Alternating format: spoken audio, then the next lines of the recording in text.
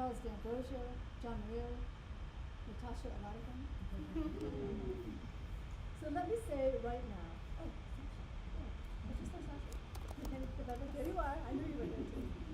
So let me say right now that you need to keep a lookout for the names of our current fellows. Now I'm not saying this to put extra pressure on you fellows, I swear I'm not, but only because it is true. We are proud of you. We are excited about your work, and we will always be here for you, and we can't wait to see what's next. So let us get started. Each fellow will read from their work and then introduce the next reader. So very sadly, Alberto Reyes Morgan couldn't be here tonight due to illness, but I think he is online and watching, and if so, hi Beto. We love you. Can everyone say hey Beto? Hey Beto! Hey Beto! So I'm going to introduce Beto, and he has permitted me to read a brief excerpt from the work he was going to read here tonight. Alberto Reyes Morgan is the current Harold Smith Fiction Fellow. His work has appeared in Michigan Quarterly Review and Catapult's Best Debut Short Stories. He has received a PEN America Dow Prize and a Tilly Olson Award for Socially Conscious Writing. His interviews, translations, and literary criticism have appeared in numerous anthologies and on Texas Public Radio. Beto hails from the Mexicali Imperial Valley Greater Region, and he has taught in Ethiopia and Spain. He is at work on a novel, and this fall will be the Phil Roth Writer-in-Residence in Creative Writing at Bucknell University. Woo! Beto is also an incredible storyteller. He has been described as a chaotic, soulful genius. If you ever get a chance to talk with him, you will understand that.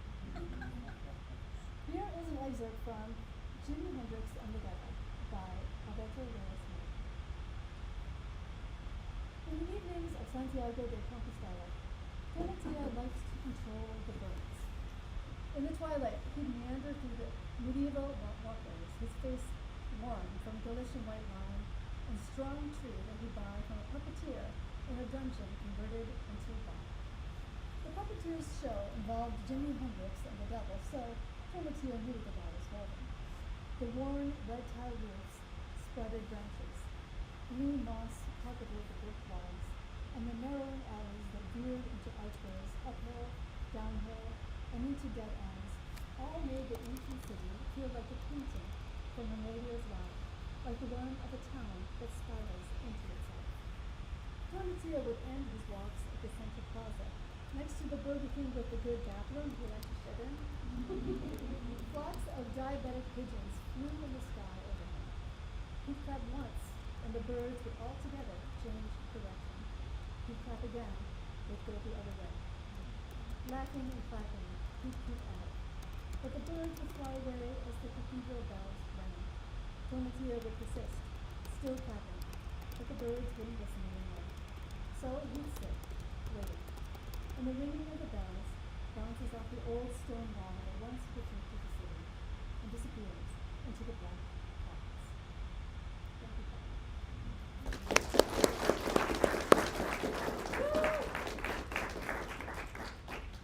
Next up is E.T.O. Jones.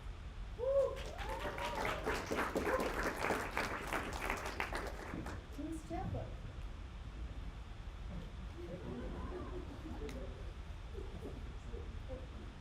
Next up is E.T.O. Jones, whose chapbook, Spells of My Name, was selected by Newfound for their Emerging Writers series. Much of her writing negotiates the spaces between love and violence by using the vehicle of mythos to confront familiar bonds. For the last 3 years, E.T.O. has been the director of the Watershed Reading Series with Art Lit Lab, and she is currently the editor-in-chief of Frontier Poetry. E.T.O. truly understands the way writing, teaching, and community work together, and she has a lot of projects underway, including poems. We look forward to all of them. Please welcome E.T.O. Jones.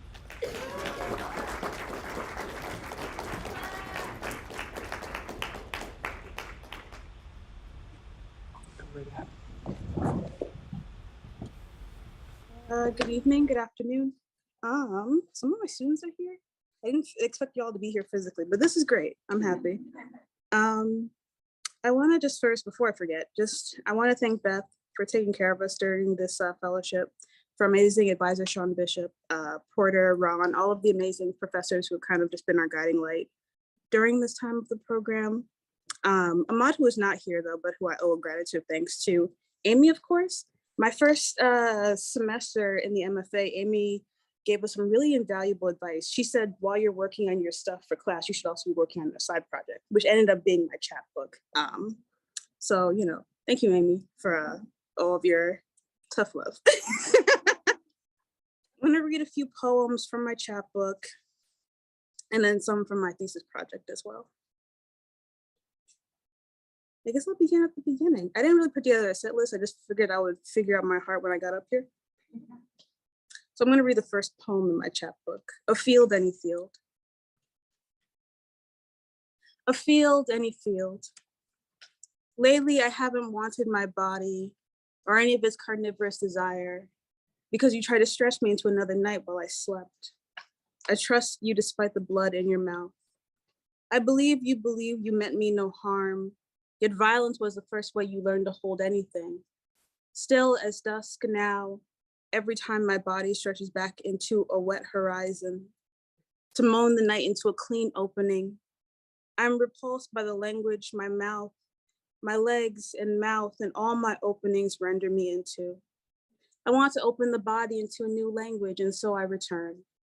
Why do any of us return to that which is promised to slaughter us? We met each other in an empty field of this night, our deliberate brief wait, and I didn't offer myself as sacrifice or offer myself as anything.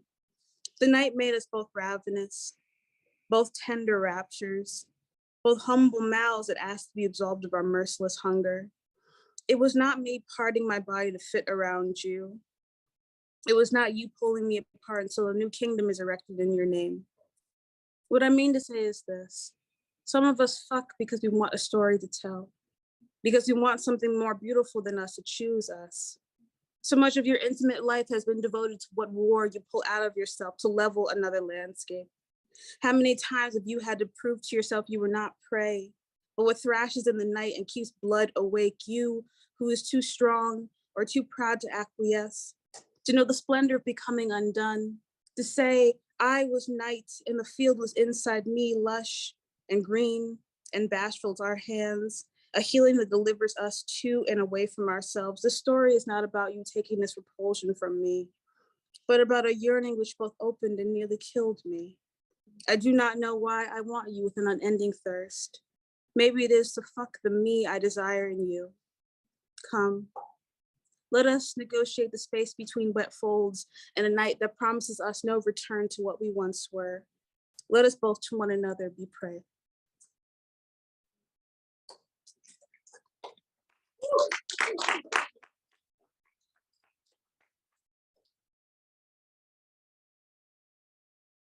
Self-portrait as a Black girl becoming the beast everyone thought she was. The moon is my first emotion, then beast, then happy rage depending on a zealous appetite. I pull bobby pins from the kitchen of my scalp, tear out nails one by one, pluck out the lashes, yank docile teeth, fold the skin back by the mouth. I release my human flesh in night drops.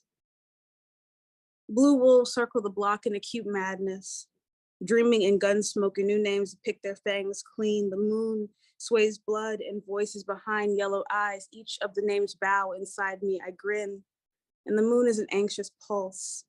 I a hungry one. In overexposure, the moon could make anything feral. I only eat a macabre light, and the night is so sweet on my tongue. Fear makes the blue wolves multiply. The moon rummages through the light of my name like a vagrant beggar, tills the blood in my four-legged body. Born non-white and woman call the thing what it is, hostile, uppity, neck rolls, hips without the logic, mean mugs, vengeful at the roots. But you've only ever known my mercy, a snatched tongue, polite hands, crossed legs, a settled throat, plea and please, two hands on the same body, never my unhinged joy. In my first language, the cease of blood before writhing, knuckling of bone and sinew, a blue neck caught inside a maw and how each muscle negotiates before severing. God of the faithful night, teach me to lose my mouth in reverie, to laugh in my predator's blood, to let it fill my belly, how it trickles through the floorboards of my teeth.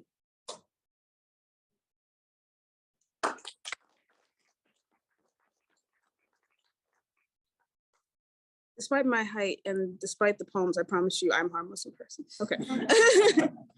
I'm going to close this out by reading a few poems from my thesis project, manuscript in progress called Blood Mercy. I won't really say much except it reimagines Cain and Abel's sisters. So that's about it. I'll read one of the title poems. Blood Mercy. Summer begins its descent, and we waste the hours in love with our girlhood. Red popsicle drips on our good dresses. Our legs carry us through the wild grass. Skin sighing against each green blade. Your hands scratched on bark. Me finally mastering the 2-strand twist I practice on you because your hair finally grew past your shoulders. It's late July. It's us two under the low-hanging expanse. Your hair is so long. I'm jealous, I whisper. Say to wisdom, you are my sister, and call understanding my kinswoman.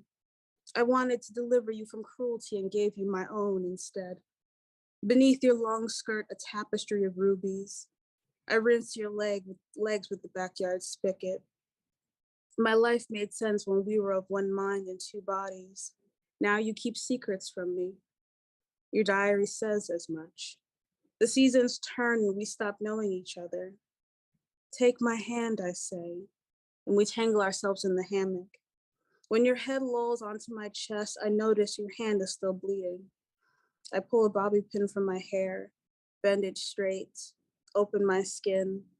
My blood meeting yours to become Cain Abel. My name eating yours to become cannibal. Mercy at your still body becomes claimable. Call it grace or pity. You, my ancestor, my wife, I should have ended you when the stakes were lower. Wound of my wound, immutable bond, my heart unknowable from yours becomes chainable. Clarity arrives as patient light. No matter what wind will drive us apart, you'll never leave me.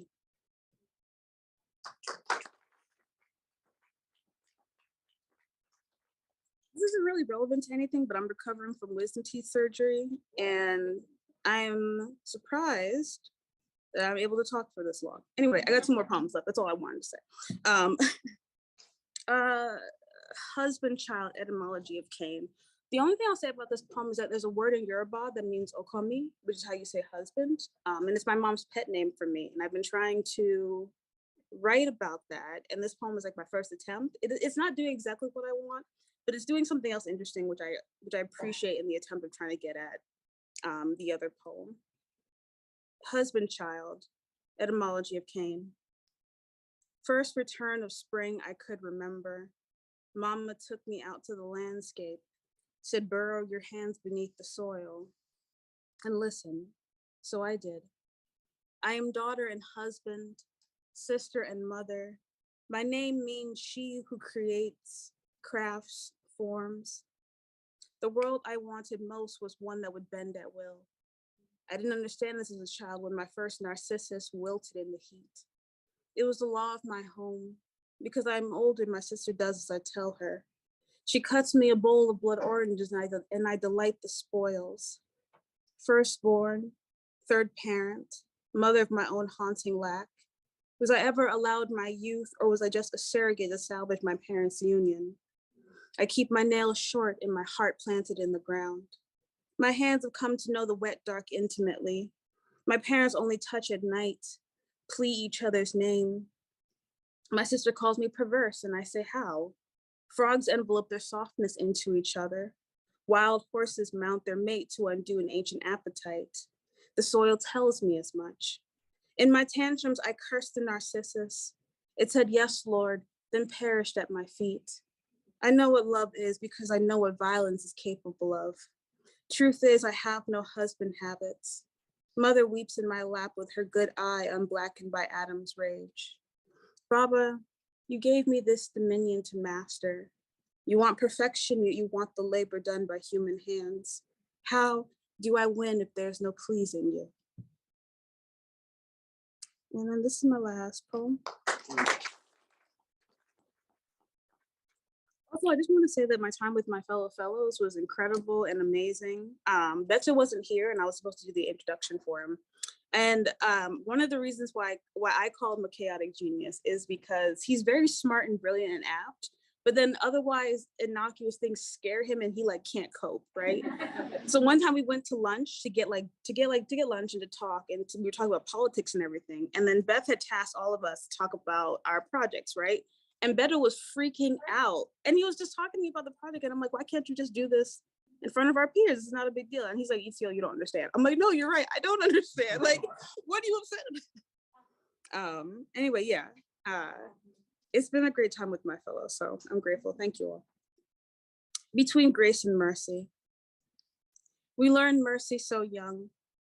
A beetle with its hind legs crushed. A dog impaled by a rusty fence. A rabbit thinking it was clever enough to reach the other side of the road. A veil of light drapes each moment. Red, tangerine, azure, lavender, each waiting to reimagine the sky. The beetle frantic to undo what sudden brute force divided its legs, still moving toward the song.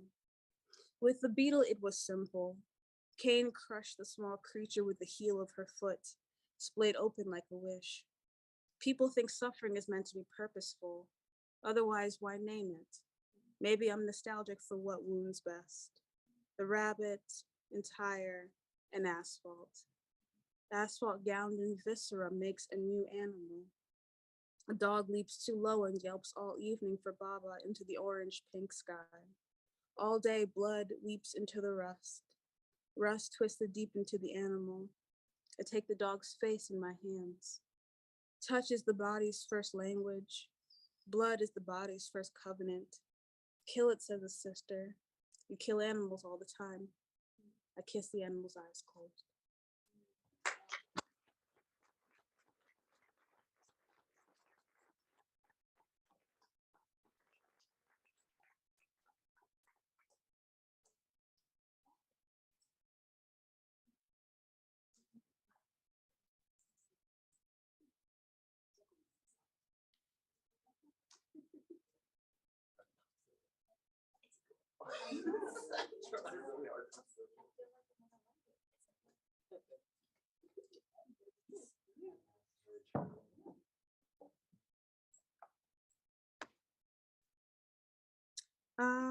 I'm going to do the fancy, I'm going to do like the nice introduction. I'm going to do the fancy proper introduction. So Kay is undoubtedly one of the great miracles of having the opportunity to live in Wisconsin and then also be a fellow here. There was a time I got fired from this job that I really loved, and I told Kay about it, and they appeared in my house with sunflowers and food, and it was like a really beautiful gesture. It's rare in this life to meet someone who is so big-hearted for no other reason than they can be. And even more rare when that person is kind enough to introduce you into their life. Kay Ivor is a non-binary trans poet born in Mississippi. They are the 2021-2022 Ronis Wallace Poetry Fellow at the Wisconsin Institute for Creative Writing. Their work has appeared or is forthcoming in the Boston Review, Gulf Coast, Puerto del Sol, Salt Hill, the Adroit Journal, Tri-Quarterly, and elsewhere. They are the recipient of the 2022 Helen Wurlitzer Residency Grant. They have a PhD in poetry from Florida State. Please give it up for Kay Ivor.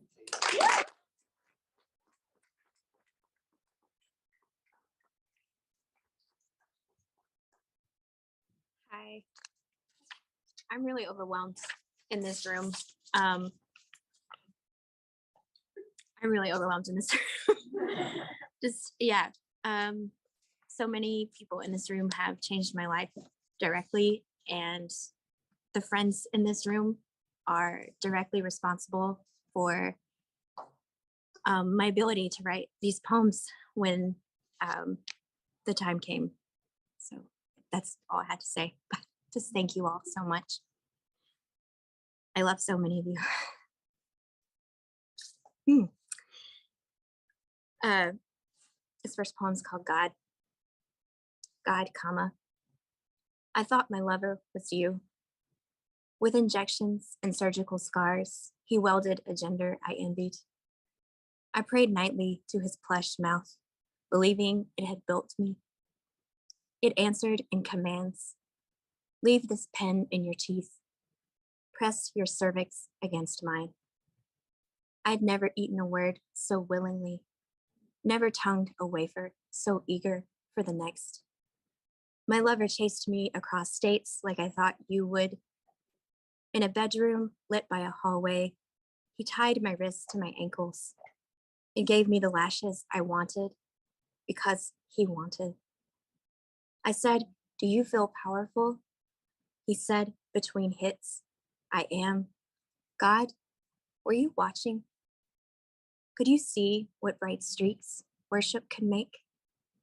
How suddenly the worshipped can flee the room, flee the body he had just flattened into walls, called beloved. I haven't touched myself since. What a miracle, this wait. I waited for you exactly this way.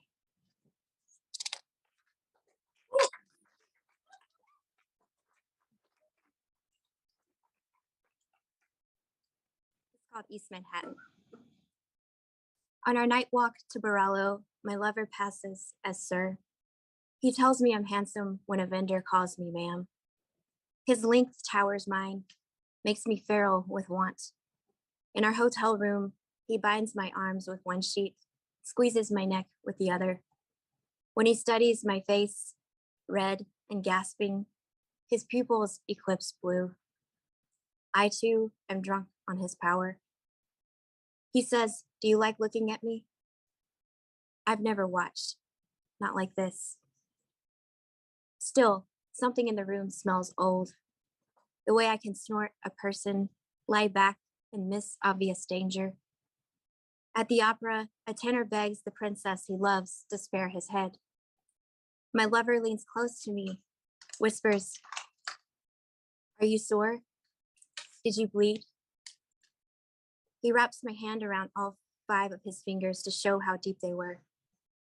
Days later, on the phone, with states between us again, he says, I was surprised to miss you, to want to know more. He has questions about my past. I tell him exactly how to abandon me. It's called Central Park. Inside my lover's mouth, I taste what I can't touch. The Octobering of sycamores, the boulder tourists stand on for selfies, the choreography of kites. This is where my desire begins, this pulse from lip to throat.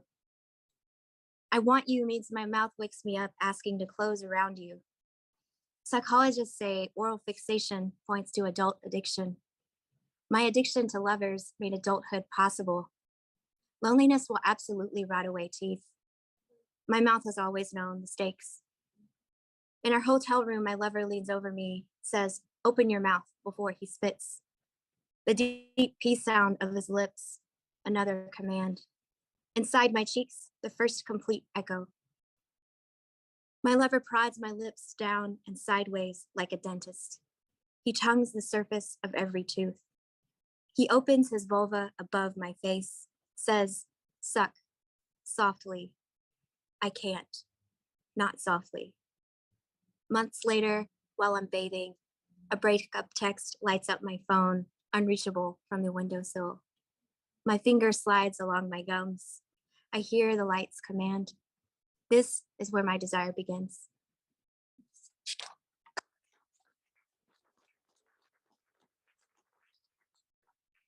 Read 2 more. The last one's really short. This is called Dog Mountain. We're outside Portland now. It's just a steep mountain outside Portland. Lover, I am dizzy. I am breathing fog and fern. It is late November. Phantom orchids are hibernating with the black bears. The moss is still moss, still blazing so many branches with neon. When I touch it, you say, I'm glad you love it here. You dance around the verb like it could singe this whole mountain when lit. You sound sad like you know something I don't. From above these thin clouds, from my desk, months into the future, I'm watching the trees outnumber our vulnerabilities. Your link still towers mine. I cannot shrink it for the sake of emotional distance. To kiss you, I must lift my heels. Did you know all my father's dogs let neighborhood animals eat their food? The reason every love poem is a fear poem. I want to believe there are gods who don't destroy. I want to believe the oldest ones are now content with their summits. Let me carry your shoulder bag. This climb is too steep for such uneven weight. My breath is barely breath on your mountain, in your city, under your chin. I forget I am God of this memory. I can make you tell me what's coming. Your plans to drive me home, tie me up, command me between lashes to stay still. Your plans to disappear so soon. I can air the cries of a dog trained and left. Can you hear them? It's not too late. Lover, look up.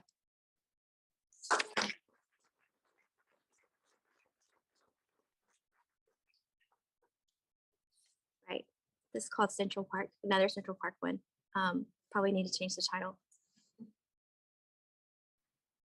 No one watches when my lover picks me up and carries me to a bench, my legs wrapping his hips. I say, 30 years ago, we wouldn't get away with this. He says, it's because I pass, meaning I don't. I've opened his Sherpa, found his obliques. If I climb him, my hips will impair, my face will be sharp and shadeless. If I keep scaling my lover, I'll still want him. It's late October. By the new year, I'll be genderless as leaves breaking under his boots. Thank you all.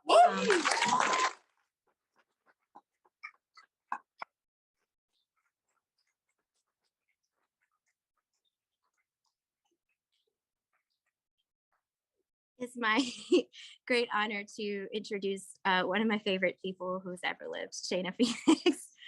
Shayna Phoenix is a queer Black femme poet, other art maker and educator from Harlem, New York. She holds an MFA in poetry from Virginia Tech and is the 2021-2022 J.C. and Ruth Hall's Poetry Fellow at the University of Wisconsin-Madison. Her work is obsessed with and possessed by many sounds of Black femmes, the passing down of stories, the ocean, body, mothering, acts of loving, and homes. Her work has appeared or is forthcoming in West French Glass Poetry, Fog Lifter Press, Salt Hill, The Pinch, Puerto del Sol, Frontier Poetry, Shenandoah, The Offing, and Craft Magazine. And she just got a tenure track job at Elon. Okay.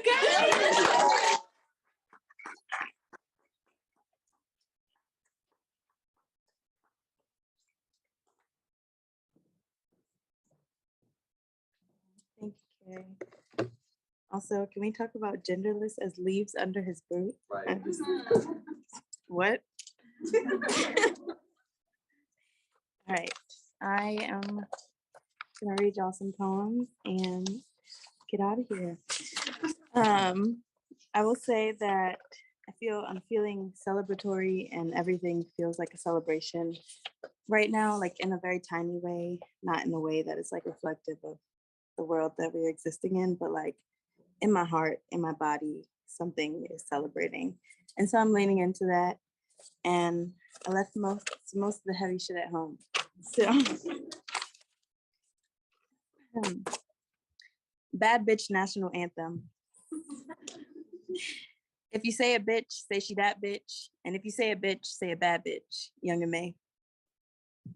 Lift every voice and sing one time for the birthday bitch, till earth and heaven rings 2 times for the birthday bitch. Ring with the harmonies of liberty. Fuck it up if it's your birthday bitch. Let our rejoicing rise high as my best friend after her 5th blunt of the day. High as the shot glass is raised for the first time in years. All of you and your girls get together in one place. High as the dollar amount for the 36-inch lace front that we can't tell is a lace front, for its install in the living room of a self-made beautician, nursing student, mother of one. Let it resound loud as the prayer circle of bitches speaking in tongues around a twerk, a sturdy millie rock. loud as us drunk and belting sad girl songs like we wrote them when niggas ain't shit, when we hurtin', gone as Monica. Sing a song full of the telfars, the tats, the tiger striped asses, the tellies we fucked in. Sing a song full of the tips on our fingers, the tabs we ain't pick up, the talcum on thighs, the tabernacles we praised in, the tangles in our hair before wash day, the tabletops we danced on. Facing the rising sun of our new apartments, hairdos, bodies, lovers, days we still living. Let us march on till we glittered and bad bitchery and every dancery.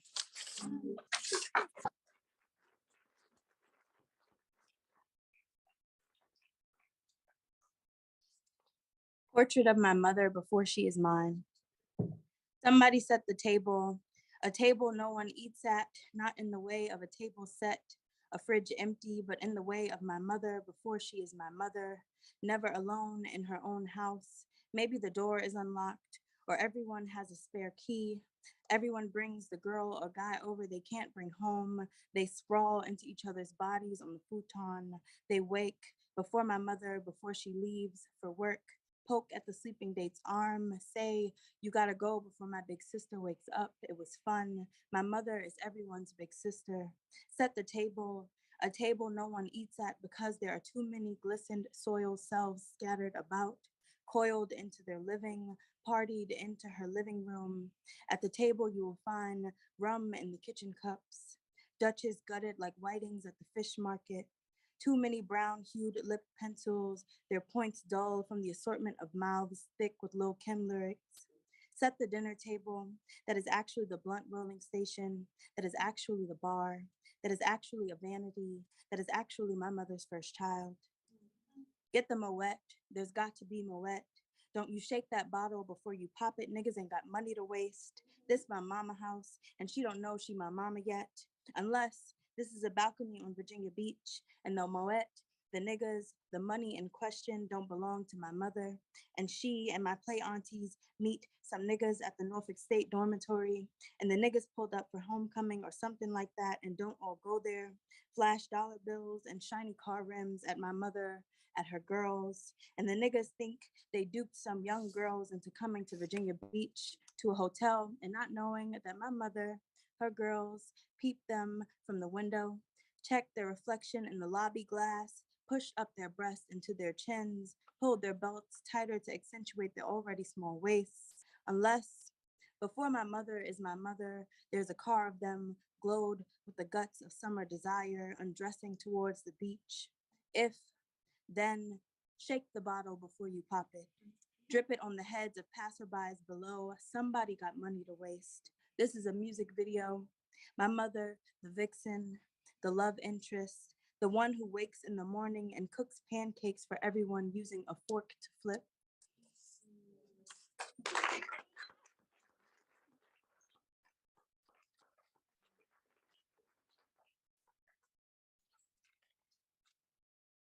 Duplex with garden. I arrive on an earth and plant myself, because most gardens instruct their buds away from me, because most gardens want to kill me, because I began as a weed spread up into my mother, because I began as a mother, a weed spread up into me, because mothers are flowers flailed upwards out the dirt, because my mother is a flower pleasure forged and flailed upward. Young and barely budded, my mother swole and refused a garden's threat to clip me out. We've been a line known to clip our weeds sometimes. We've been a line of women known to keep our weeds sometimes, for reasons that are our own, reasons other flowers don't approve of. I reason with my own near spread weed, and some flowers don't forgive me, but weeds are merciful. My near spread and everyday visit to my dirt.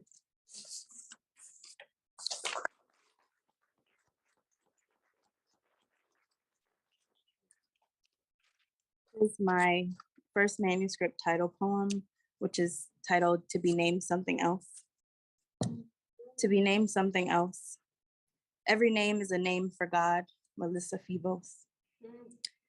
When I walk to the altar to drop my palm wet and crumbled offering into the basket, when my dress is just slightly above my knees and it is summer and I'm not wearing stockings and I do not carry a prayer cloth, the church mothers call me over, and not by the name my mother prayed into me after birth. They chorus me something else. And I'm as good as gold or God or gall or girl or gush or get, something else to mean something alive, here, holy to mean my not knee-length dress, my bare and buttered calves glistening. I'm all name, a body of names I call myself, satisfied, supine, spent, something else. I know myself. Blood of something, blood of else, blood of things. I overhear. Bailey is singing to herself in the bathroom mirror and thanking Bailey is singing to herself in the bathroom mirror and thanking the auditorium full of imaginary everybody's. And she pauses as if to accept their love, to appease their collective beg for an encore, for her to be again a mouth of honey and pop rocks. Around the corner, I find myself thinking that girl is something else. Find myself thinking that girl is a little mouth of God. That girl is, and to be named something else is to be named anyway.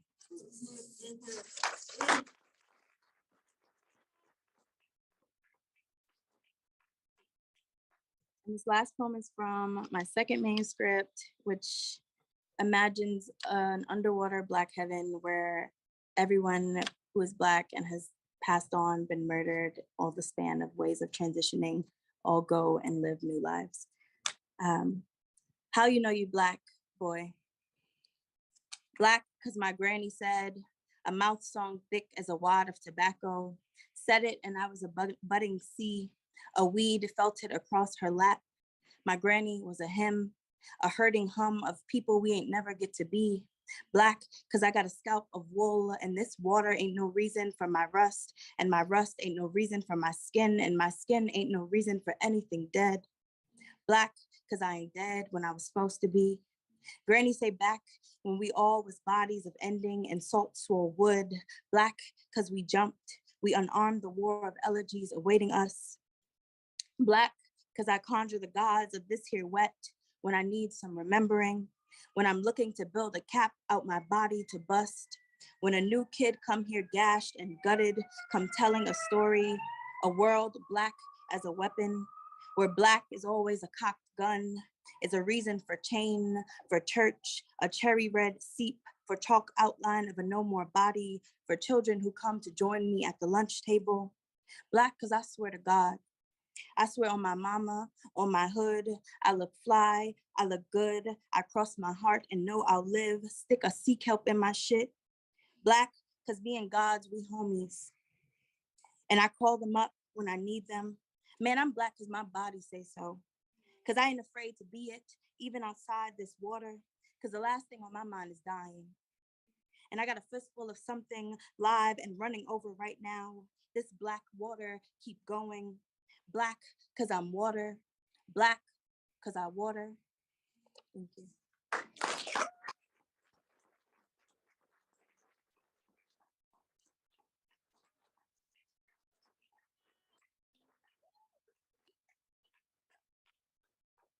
And I'm gonna introduce, sorry, I'm gonna get the real bio, not the fake one. I have to pull it up. No. No.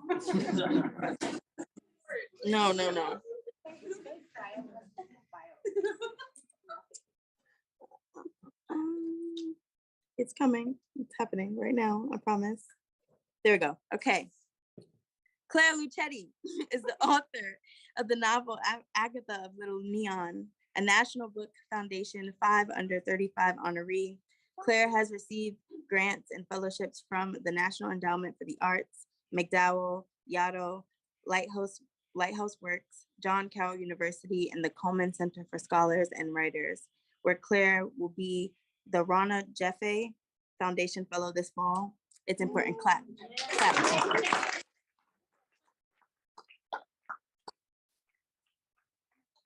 Personal note, Claire is a gift and a dream and someone who just brings, kind of radiates this like light, and not light in the way that like it's like man-made, but in a way that like y'all ever seen like Tinkerbell? Like Claire is like gives Tinkerbell kind of light just like everywhere they are, and it makes my heart happy. It's my turn to tell people about you. Anyways, welcome Claire Luchetti.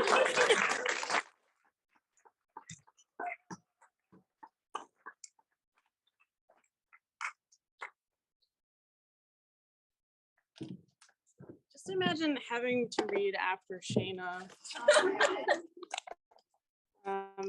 Yeah, I feel pretty bad for me. Thank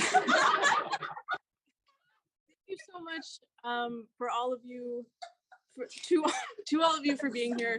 Thank you so much to Beth, Porter, Dontiel, Ron, Sean, Amy, Layla, Connor, and the Wisconsin Book Festival, and to my fellow fellows.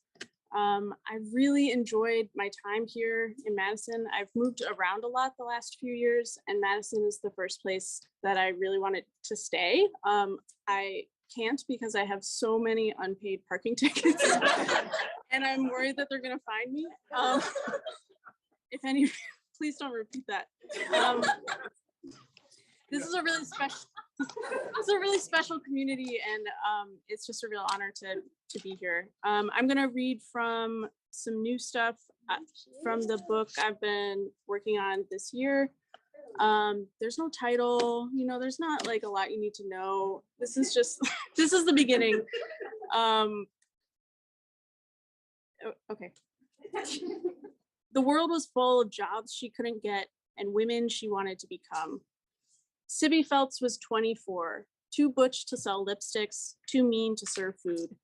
No good with a wet mop or a telephone.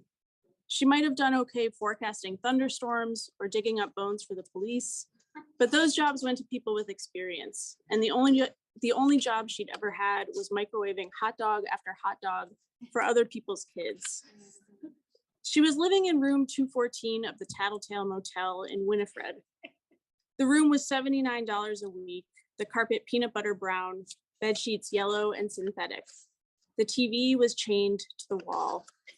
Wide dresser drawers stayed empty because she told herself over and over this was temporary. She did not intend to stay. She said this for weeks, then months. Amenities included free coffee in the lobby, free peppermints, 6 free channels on the TV, kidney-shaped pool with treated water, lit green from below, coin laundry, ice machine, microwave, vending machine with honey buns and jerky sticks and puffed up bags of chips, vending machine with rows and rows of cigarettes. Management was Frida and her son birthday. Frida made birthday, skimmed the pool and vacuumed the rugs and washed the sheets. She handled the money herself, took cash or check or Visa. If you paid on time, you got a coupon for Elmo's, 2-for-1 subs. If you paid on time, you got a 10-pound turkey at Thanksgiving. If you paid on time, they let you stay. From Sibby's room, a view of the parking lot and the throughway and the start of the woods and the old men who sat next to the pool all night and slapped back chairs and smoked. At night, the sound of the train whistle or a baby screaming or a woman moaning while a man did whatever he did with her in room 215. Private shower, hard mattress, double locks on the door. Most important to Sibby was the newspaper in the lobby. The help wanted ads were on page E13. She sent off about all kinds of jobs. Dear sirs, she wrote, though I have no experience in animal husbandry, I'm willing to learn. What she lacked in know-how, she made up for in willingness. She was willing to paint, paper, lay concrete, pick locks, shampoo dogs. She was willing to do anything. By the time the postmaster called the Tattletale and got patched through to room 214, it'd been weeks since she wrote in about the delivery job. The postmaster wasn't inclined to hire a woman with no experience, he said, but one mail carrier had his balls bit off by a Rottweiler. and another was caught setting fire to piles of outgoing mail. And only 2 men had come in to ask about the job. One couldn't keep his eyes open, and the other couldn't keep his numbers straight. Now the postmaster wanted to know if she could drive and read, and did she have a car? She had a third-hand pickup with a lousy turning radius, 1 gray door and 1 pale blue. The pale blue sparkled when clean, but the truck was never clean. Rebuilt transmission, rebuilt alternator, wide as a ship, a real hoopty, but it drove. When she showed up at the post office, the postmaster dropped a crate of mail at her feet. He traced her route on a road map. 93 miles, some stretches paved, but most dirt or macadam. 182 stops all told. She looked at the mail and asked, wasn't there training? Wasn't there a manual, a uniform? Wasn't there more she ought to know? And he said, the pay's not great and don't pet the dogs. Most days went the same. She filled the truck in the morning and emptied it by night. Somewhere in between, she parked at the Mercantile for a hot pretzel or a milkshake. The man who owned the Mercantile was a red-faced vet with a metal plate in his head. Sometimes he'd mop the floor or pour himself a coffee, but he couldn't take long hours, so he paid his nephew to stand behind the counter, make the shakes, ring up everyone's ho-hos and cigarettes. The nephew wore a rodeo belt buckle anyone could tell he'd pawned. An old calico cat roamed the store, laid atop the ATM. The nephew wasn't friendly, but he was decent. He let Sibby sit as long as she wanted. She came lagging in sweaty, hungry, clutching other people's magazines. She liked to flip through outgoing catalogs and weeklies while she sat at the counter, slipped them back in the mail bin after, then drove on and delivered them. Sorry. She read anything she found, church bulletins, a Boy Scout magazine, once a wristwatch catalog, pages of silver watches, each set to 10 o'clock. Another time, a magazine for coin collectors, numismatists they were called. In the corner of the Mercantile, there was an arcade game where all you did was wait for ducks to appear on the screen. Then you aimed a fake rifle and shot each one. She lost an hour to it. Later, when she laid in bed in room 214, she still saw the pixelated ducks, still felt the satisfaction of making one explode. The gun was hollow plastic, and holding it, you were supposed to become a hunter, see on the screen what a hunter might see in the woods. Only you couldn't feel the gun kick back or smell the smoke or dirt, and after 25 cents worth of play, you became yourself again. I'll stop there. No.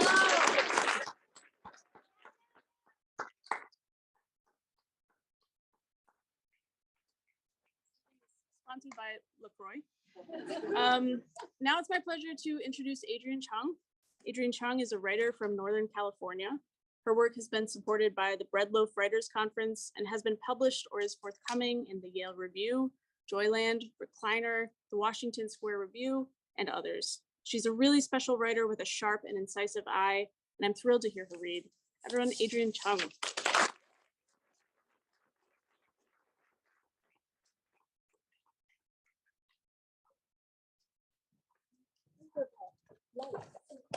Hi, everyone. So good to see people in person. I've been here for 3 years in Wisconsin, but never given an in-person reading. I'm seeing my writer friends, dive bar friends, friends from, all the things I've done. So it's nice. So I'll start by reading a poem called Arrangements. Arrangements. First, we installed a tall white cabinet and filled it with books, records, a cracked vase we found in Crete. You said you liked things the way I did. So did I. Quickly, we added a table, chairs, lamps, then a desk until there was no more room for a sofa. But I supposed we weren't sofa people anyway. You agreed. I took your hand as we stood on the curb and watched the sky turn from blue to black. In that certain light, I can see again all the base configurations we attempted as we tried to think our way out of this and then that, one light bulb burning out after another until it was noon again. Neither of us knew what to do, so we sold the cabinet and bought a sofa. It's been months now, and still the books lie open on the wooden floor, the pages sailing out like moths in the dark.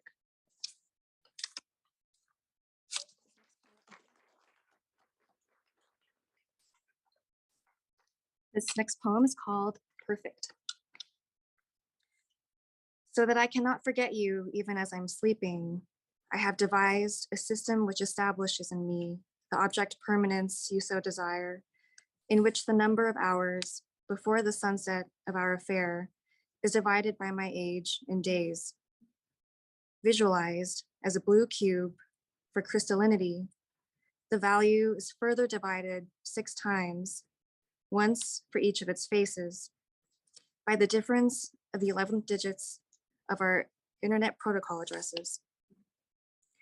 Should the resultant value be of odd denomination, let the degree of axial asymmetry refract upon it the hue of its corresponding hex code, such that one face of it achieves an opacity cloudy as the smoke of an irreconcilable difference. In the event that it is even, it appears that I seem to have kept my promise, in which I will always remember the hollow of your hand forever and just sliding out of mine. So that concludes the portion of poems about my ex-boyfriend. So he can relate now in TV land. All right, so my next poem is called La Sagra, which means the holiday in Italian. La Sagra. We learned the word for holiday. We went around the room, each naming one. I said Chinese New Year. Someone said Halloween. Then someone said hay rides at the pumpkin patch, and I imagined myself on the back of a truck at dusk, a little drunk and laughing, knocking into the side of the wagon as it swung around bales of hay, gold filaments in the sky like rain. Who is this small child at my side? I look at her intently because she looks like me, then at the man next to her, whom I no longer know. Moonlight binds our hands in a straight line from heaven to earth. Someone says Thanksgiving. Someone says Christmas. Christmas with your parents, Easter with your friends, says the teacher. I have friends I don't spend Easter with, parents who don't know my name. I never dreamed of a family before, of a lover and a child in the same scene.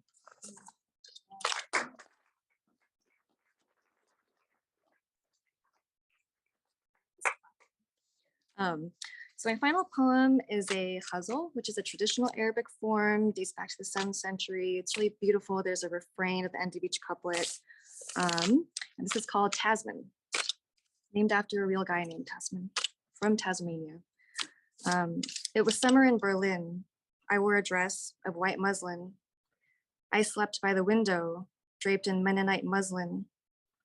In a hostel, I met an Australian named Tasman.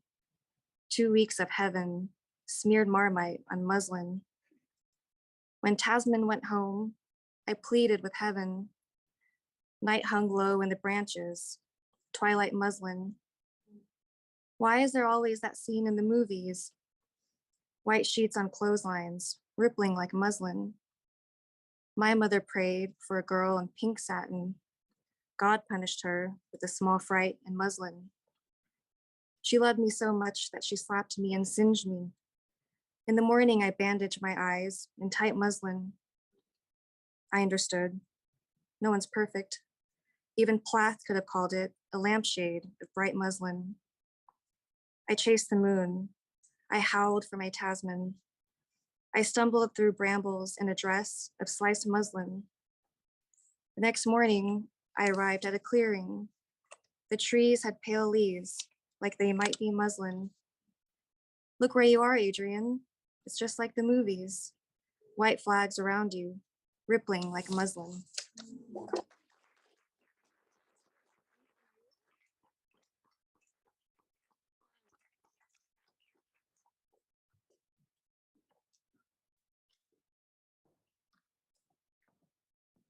Just popping back to say thank you all.